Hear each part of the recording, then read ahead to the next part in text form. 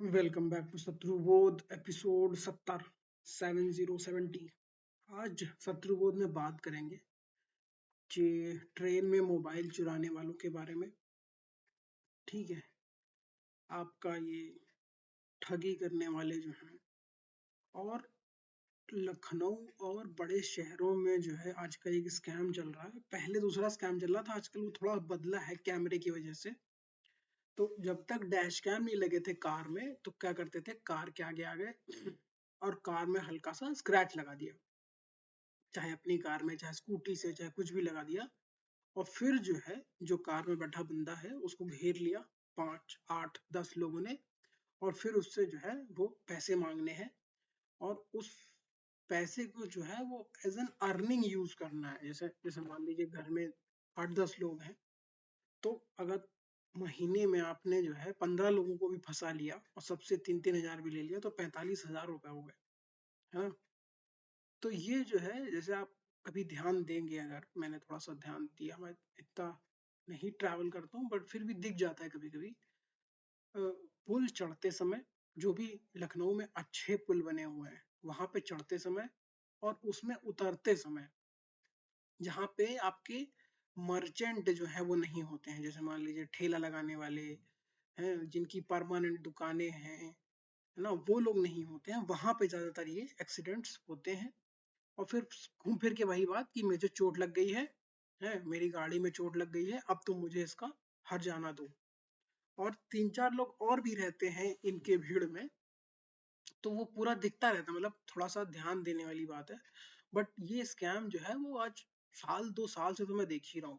ठीक है, फिर अब इसको इसको ये खत्म कैसे हुआ, अब ये प्रोग्रेस कैसे हो रहा है।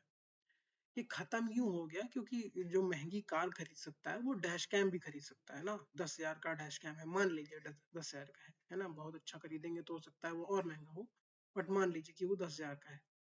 तो भाई जो 15 लाख की कार खरीद सकता है, 7 लाख की, 10 लाख की कार खरीद सकता है, वो अपनी सिक्योरिटी के लिए डैश कैम भी खरीद ले रहा है। और बहुत सारे यूट्यूब चैनल्स हो गए हैं, इसमें एक जगह का नाम लेना चाहूंगा, प्रतीक सिंह करके हैं, वो भी लखनऊ के ही हैं। ठीक है, उन्होंने जो है पूरा बिजनेस ही इसके अराउंड बना लिया है कि वो जो है वो डैश कैम्स बेचते हैं। और उन्होंने एक कम्युनिटी बना ली है अपनी, 50 हजार लोगों की। अब मुझे सही से उनके सब्सक्राइबर्स नहीं आते, बट उनकी पूरी कम्युनिटी बना ली जिसमें वो लोग समझाते हैं कैसे पुलिस वाले जो है वो ओवर स्पीडिंग का चालान करके पैसा मांगने की कोशिश करते हैं। फिर कैसे आपके जो है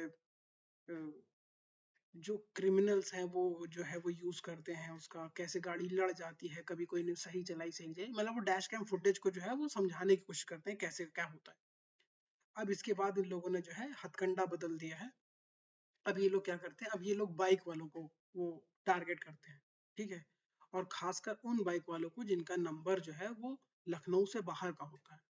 ठीक है, फिर ये लोग डाले वालों को टारगेट करते हैं। डाले वाले मतलब जो लोग टैक्सी चलाते हैं या फिर, ठीक है, तो डाले वाले क्या है, जैसे मान लीजिए वो बेचारा गरीब है, उसको समझ समझ नहीं है, उसको 3 4 लोग घेर लिए हैं, तो वो डर के मारे जो है आपको जो है कुछ ना कुछ वो पैसे दे देगा। मान लीजिए कुछ भी दे दे, 500 600 1000, जितना मिल जाए उतना ही बहुत है भाई, फ्री में उसको परेशान करना है। तो ये लोग जो है वो ओपनली ये सब काम कर रहे हैं। मेरा आज जो है जनवरी है 2026 की, मेरा सरकार से ये है, जैसे आपने मोबाइल को ट्रैक किया है कि मोबाइल चोरी बंद हो गई है ना। ट्रेन में क्राइम करने के लिए कुछ रिपोर्टर्स घूमते रहते हैं जो यूट्यूब चैनल बना के बैठे हैं, तो ट्रेन के भी क्राइम जो है वो कम हो जाएंगे, क्योंकि आप कैमरे पे ये सब काम नहीं कर सकते हो, है ना। तो उस तरीके से आप इसको भी टारगेट करिए। और शहर में कौन कौन से हॉटस्पॉट है मैं बता रहा हूँ, हॉटस्पॉट्स आप, पुल पे ही ये लोग चोरी ज्यादातर बदतमीजी करते हैं, मतलब जो है उगाही जिसको कह सकते हैं, है ना। जैसे पहले वो क्या बोलते थे, उसको कुछ बोलते थे, उसमें लोग मार पीट के लोगों को डाल देते थे, राहजनी। ये लोग जो राहजनी करते हैं वो कैसे करते हैं कि ये लोग पुल पे चढ़ते वक्त, पुल से उतरते वक्त, और वहां पे भीड़ लगा के फिर जो है उस पर पर्टिकुलर आदमी को जो है वो करेंगे, टारगेट करेंगे, कभी उसकी फैमिली को वो करेंगे, है ना। इन अ वल्नरेबल सिचुएशन उसको जो है टारगेट करने की कोशिश करेंगे कि कैसे ना कैसे जो है वो जो है इनको पैसे दे दे, 1000 2000, 500, 600, 400 जो भी मतलब इनका नुकसान हुआ है गाड़ी का, है ना। और इनकी गाड़ियां ज्यादातर चोरी की होती हैं। इस पे भी ध्यान दीजिएगा कि गाड़ियों पे जो नंबर होता है वो प्रॉपर नहीं होता है, गाड़ी बहुत ज्यादा पुरानी होती है ना। ताकि मतलब मुझे ऐसा लगता है कि जो गाड़ियां शहर में घूम रही हैं बिना नंबर प्लेट की, हाई स्पीड में चल रही हैं, ये ज्यादातर चोरी की गाड़ियां हैं। तो इस पे भी ध्यान देना चाहिए। इसका जैसे क्या होता है, वो चेसी नंबर जो है वो मिलान करना चाहिए। ये लोग जो क्राइम कर रहे हैं ये सिर्फ क्राइम नहीं कर रहे हैं, ये एम्बोल्डन हो रहे हैं उस तरीके से क्राइम करके। और एक नॉर्मल आदमी जो जॉब करके पैसे कमाता है उसको ये लोग लूटते हैं। इसी में एक छोटा सा और थोड़ा सा कि एक बार मैं उत्तराखंड घूमने गया था 2021 में, ठीक है, 4 लोग के साथ। वापसी में क्या हुआ, बाथरूम के पास 5-6 लड़कियों की रिजर्वेशन की बुकिंग थी, हम लोग की भी रिजर्वेशन की बुकिंग थी, तो उन लोग की भी स्लीपर में थे, हम लोग एसी में नहीं थे। तो ज्यादातर ये क्राइम आपके स्लीपर क्लास में ही होते हैं, क्योंकि पैसेंजर में इतना आदमी होता है तुमको वैसे ही कूट देगा, है ना। स्लीपर में जो है वो ये ज्यादातर क्राइम ऐसे ही होते हैं। और इसमें है क्या, जैसे मान लीजिए कि हाँ, तो 5-6 लड़कियों को एक लड़का जो है लगातार छेड़ रहा था, ठीक है। एक बाबा बैठे थे, वही वही वो मास्टरमाइंड था उसका, ठीक है। अब वो बाबा ने क्या किया, दुनिया भर की कहानी सुनाना कि शुरू किया कि हम जो है हाई कोर्ट में मुंशी हैं, हम ये करते हैं, हम वो करते हैं। और शक्ल से देखने से लग रहा था कि एकदम जैसे उठाई गिरा है, गंदी गंदी सी दाढ़ी उसकी और वैसा करके। तो वो दोनों सिंक्रोनाइज में काम कर रहे थे। और एक लड़का और था जिसने असल में मोबाइल चुराया, ठीक है। कैसे इन लोगों ने डिस्ट्रैक्शन क्रिएट किया, कैसे सब लोग एक तरफ देखने लगे, उतनी देर में वो मोबाइल लेके वो लड़का गायब हो गया, ठीक है। तो जो साइड में बर्थ थी जिसमें नीचे 2 बच्चे बैठे हुए थे, ऊपर उस लड़के का मोबाइल चार्जिंग में लगा था। अब उसकी भी गलती थी भाई, उसने कि मोबाइल चार्जिंग में लगाया क्यों, है ना। वही अब ये भी कहा जा सकता है कि उसने निकाल लगाया क्यों। बट मैं भी इस तरीके में एक बार स्कैम में फंस चुका हूँ। तो उसमें मैं दिल्ली से वापस आ रहा था, ठीक है, उसको जाने देते हैं। तो इन लोगों ने कैसे चोरी कैसे करी, ठीक है। पहले एक डिस्ट्रैक्शन बताया कि ये लड़का लड़की को परेशान कर रहा है 6 लड़कियां हैं, वो लड़कियां भी जो है वो खूब बोलने लगी, भाई गुस्सा गई, वो लोग भी चिल्लाने लगी। उतनी देर में क्या हुआ कि ये क्या नाम है, ये बुढ़े ने भी जो है बीच में कहानी बनाना शुरू कर दिया, अरे तूने ऐसा कैसे किया, तूने ऐसा कैसे किया, मतलब एक उहापोह की स्थिति बना दी। 2021 जनवरी की बात है, ठीक है। उतनी देर में वो लड़का आया और बच्चे बता रहे थे, मतलब जिन जिन बच्चों की छत पर से वो मोबाइल गया, कि उसके यहाँ पे माँ का निशान, मतलब माँ लिखा हुआ था ऐसे यहाँ पे। तो वो आया, उसने ऐसे करके हाथ बढ़ाया, फोन लिया और वहां से चला गया। अब ये बेचारा क्या कर सकता है, मतलब 25-30 हजार का उसका फोन था, वो चला गया।